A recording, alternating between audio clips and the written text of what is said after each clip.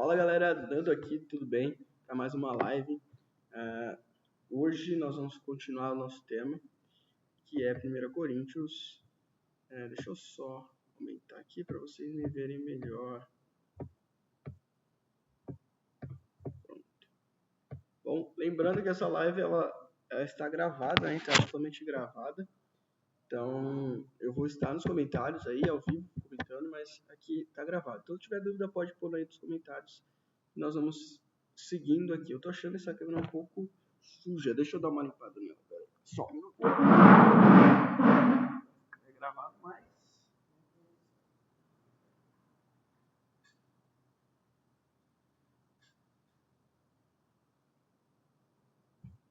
Deixa eu dar uma melhoradinha. Melhorou muita coisa, mas tá bom. Vamos lá. Então nós estamos estudando a carta aos Coríntios e nós vimos grandes dificuldades dessa igreja, principalmente no tema união.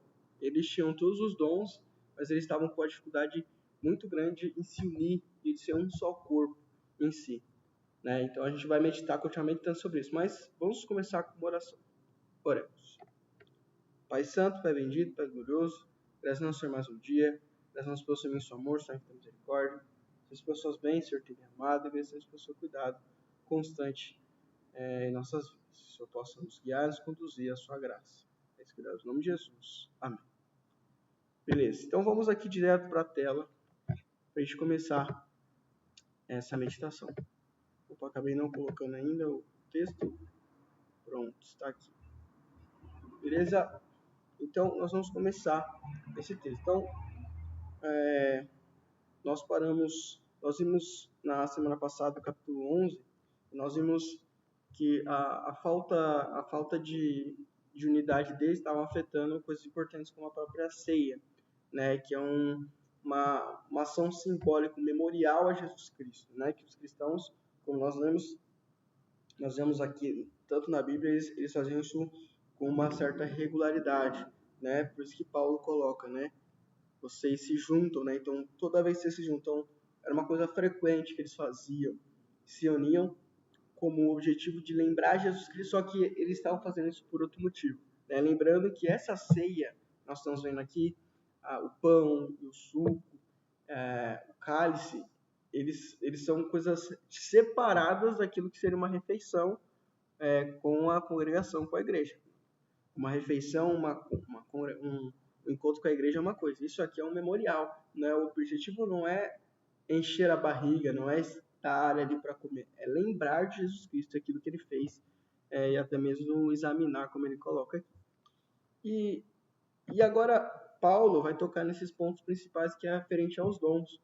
Como nós vemos no capítulo 1, a igreja tinha todos os dons, mas eles tinham um problema sério em relação à vida como eles levavam. Nós vamos tratar também um pouquinho sobre essa ideia dos dons, tá bom? Versículo 1 em diante. Irmãos, não quero que vocês estejam desinformados a respeito dos dons espirituais.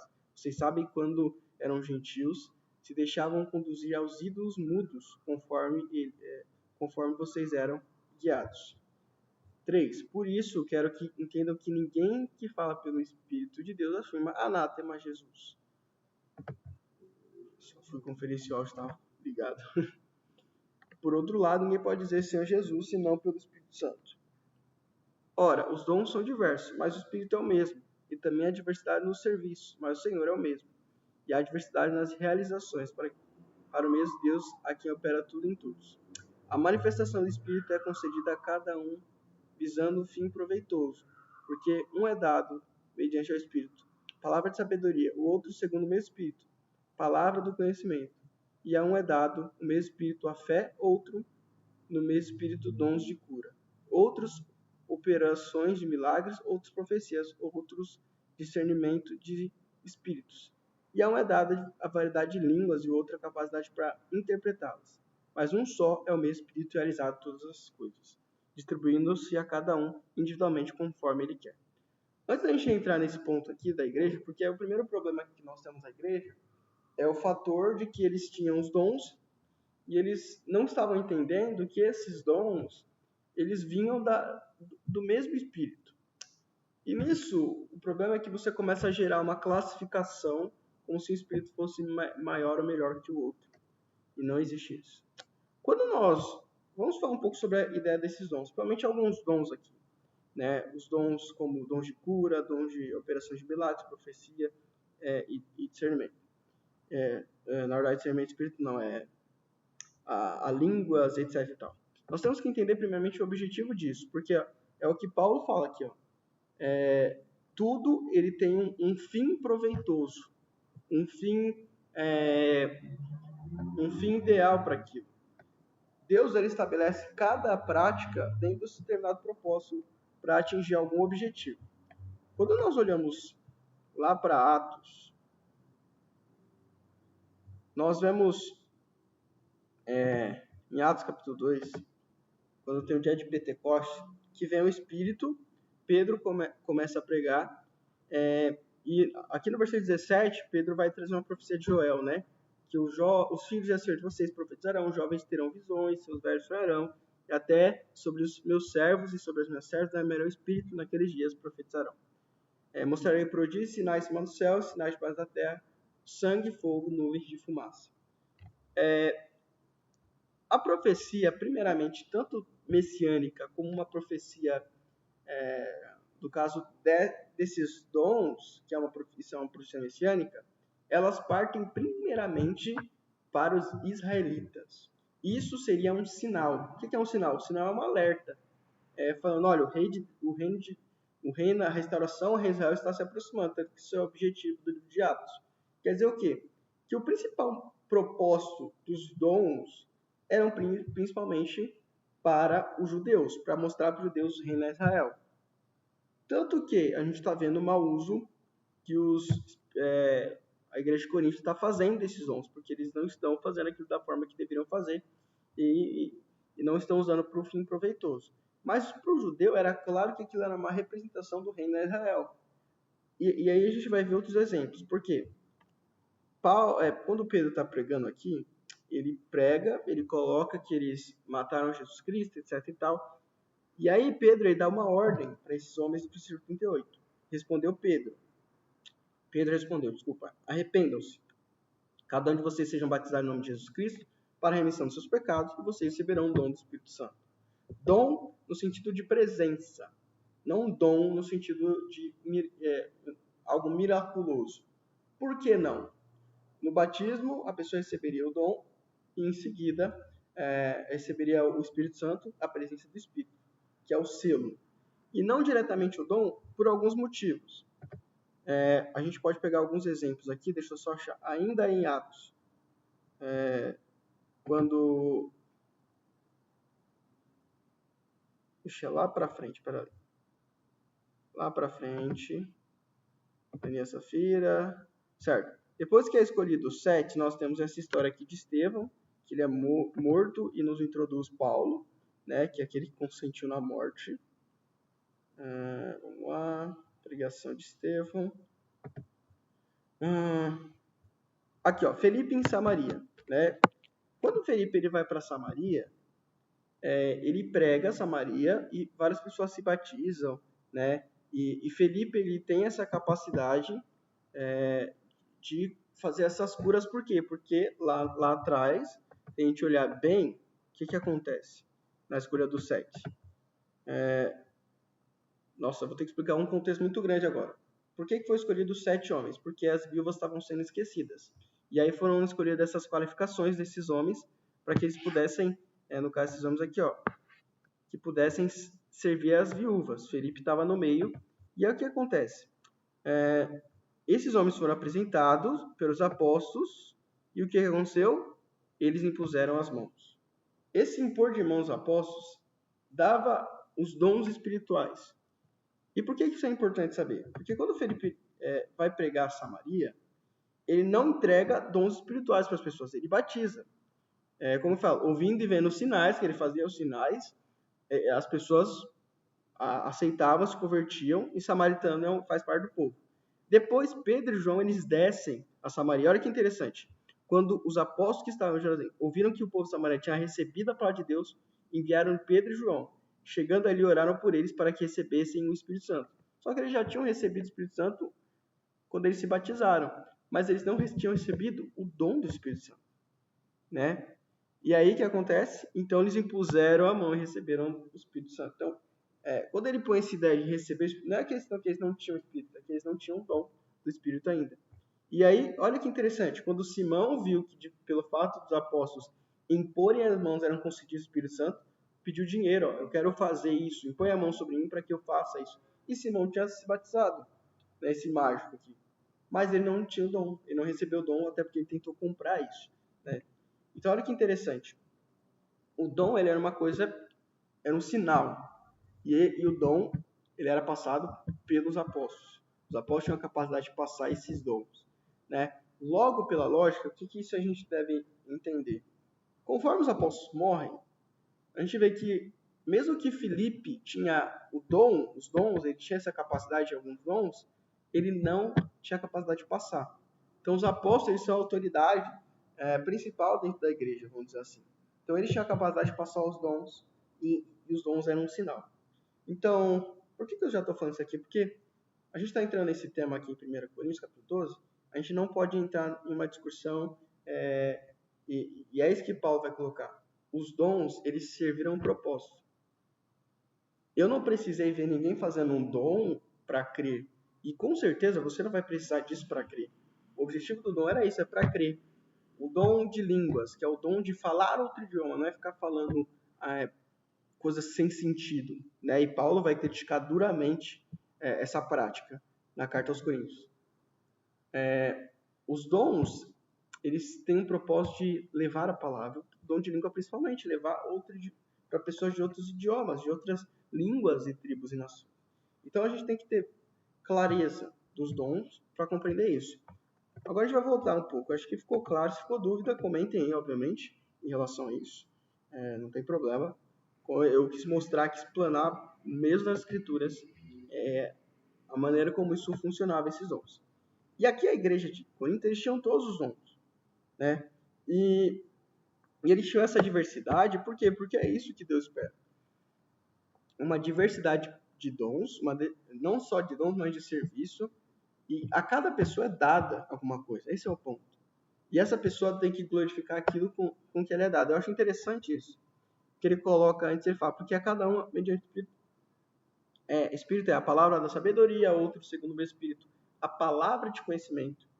A uma medida no Espírito, a fé, o outro, no mesmo Espírito, dom de cura. É interessante, porque essa ideia da fé, todos têm que ter fé, obviamente. Mas às vezes, algumas pessoas somente é dado a fé. E isso já é o suficiente para ela. Isso já é o mais importante para ela. Então, nós temos que valorizar aquilo que nós temos, aquilo que nós recebemos de Deus. E aí é interessante aqui a gente pegar alguns tópicos, né? Já falou os dons de curas, né? Operações de milagres, profecia. É interessante porque a profecia, ela não se baseia nisso que, infelizmente, o mundo religioso traz.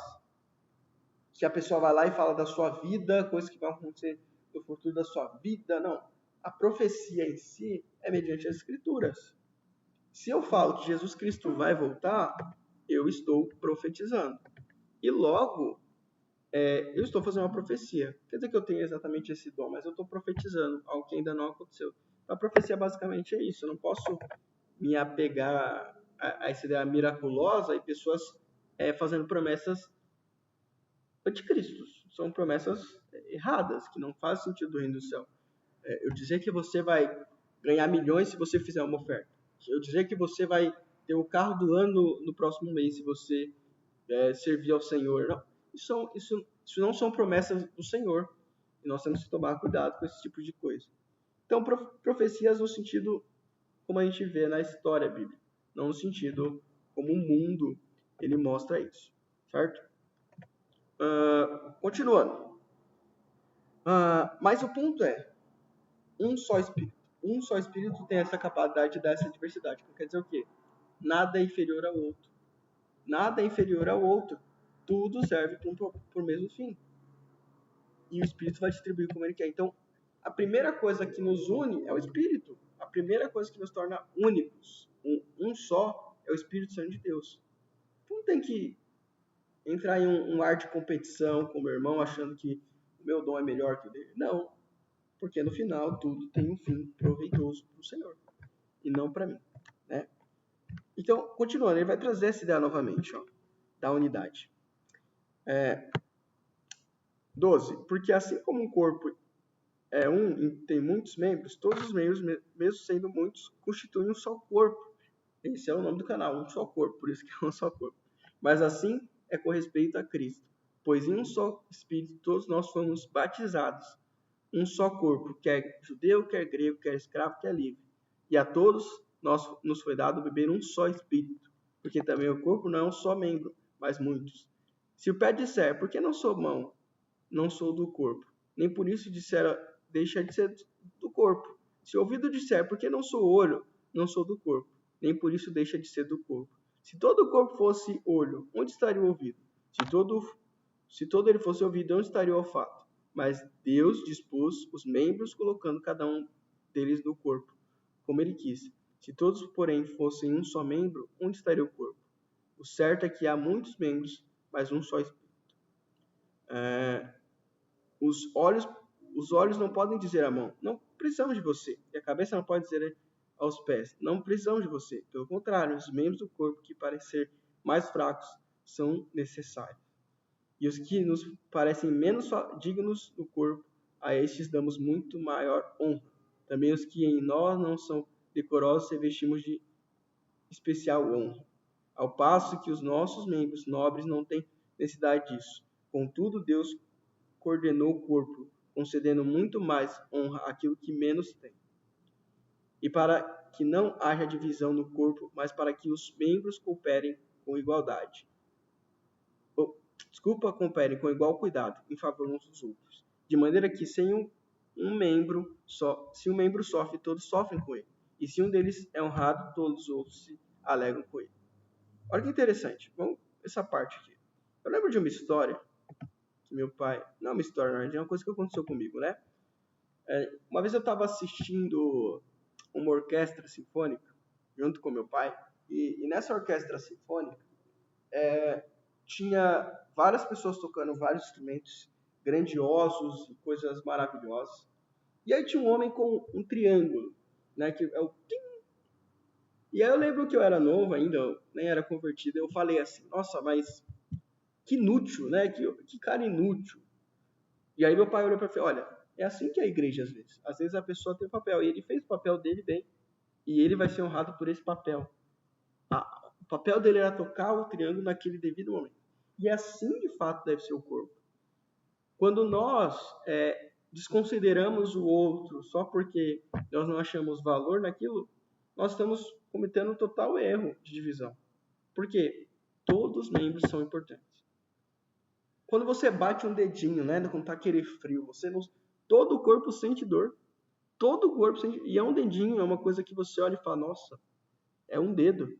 E você sente dor. Então, todo o corpo, ele precisa estar unido ao ponto de valorizá-lo e ao ponto de sofrer um pelo outro. Ao ponto de sentir a dor do outro. De ter esse nível de empatia tão profundo que Deus espera de nós. Então, o grande problema aqui é que eles estavam agindo dessa forma. Olha, eu só sei fazer isso, eu não sou importante. Olha, você não é importante, você é só isso.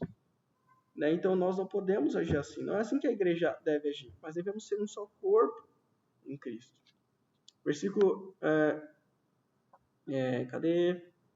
27. Ora, vocês são o corpo de Cristo. Individualmente, membros do corpo. Uns de Deus... uns a Deus estabeleceu na igreja, primeiramente apóstolos. Olha que interessante. Deus estabeleceu primeiramente apóstolos. Em segundo lugar, profetas. Terceiro lugar, mestres. Depois, operadores de milagre. Depois, os que têm dom de cura, os de ajudar, administrar, os que falam variedade de línguas. Será que todos são apóstolos? Será que todos são profetas? Será que todos são mestres? Será que todos são operadores de milagres? Todos têm dom de cura? Todos falam em língua? Todos têm o dom de interpretação de línguas? Entretanto, procurem com zelo os melhores dons. O ponto todos têm um papel. É isso. E eu não devo considerar que o meu papel ele é pior que o outro. Eu não devo considerar que meu papel ele é inferior ao outro, e nem o outro deve considerar que meu papel é inferior ao dele. Pelo contrário, eu preciso considerar o papel, o valor naquilo que meu irmão faz, o valor naquilo que ele pratica, naquilo que ele vive. Porque eu devo considerar que, se ele não estivesse lá, faria falta. Eu lembro de uma irmã aqui da igreja que ela costuma limpar o prédio aqui. E essa irmã ela foi viajar, a gente sabia e tal. Só que a gente esqueceu de um detalhe, né? De limpar o prédio. Porque era ela que fazia. Nós começamos a reparar que as coisas estavam sujas, que as coisas não estavam tão organizadas como antes. Por quê? Porque fez falta, fazia diferença. Então faz diferença. Não é isso? Essas pequenas coisas. Não que a irmã não fosse importante, muito importante para nós, né? E esse é o ponto. Ele coloca procurar os melhores dons. E é interessante porque ele vai fechar com isso. E eu passo a mostrar um caminho ainda mais excelente. Que ele vai falar do amor. O amor é o dom supremo, o melhor de todos os dons. Mas isso vai ficar para a próxima aula, tá bom? E é isso. Deixem seus comentários aí, comentem aí como que você tem entendido isso, como isso tem se aplicado de fato na sua igreja, se vocês têm conseguido viver isso de forma efetiva, ser um só corpo, valorizando os irmãos, ou se vocês estão tendo dificuldade nisso. E como a escritura de Paulo pode ajudar vocês de fato. Tá bom? Agradeço a você, confira os links que estão aqui abaixo, tem vários links do nosso blog, tem também um grupo de devocionais diário, que é uma parceria junto com o canal dos Manos do Devos. Eles postam áudio todos os dias, né? Eu comecei esse trabalho e agora esse trabalho continuou, graças ao Senhor. E é isso, tá bom? Obrigado pela sua presença, fiquem com Deus e até a próxima.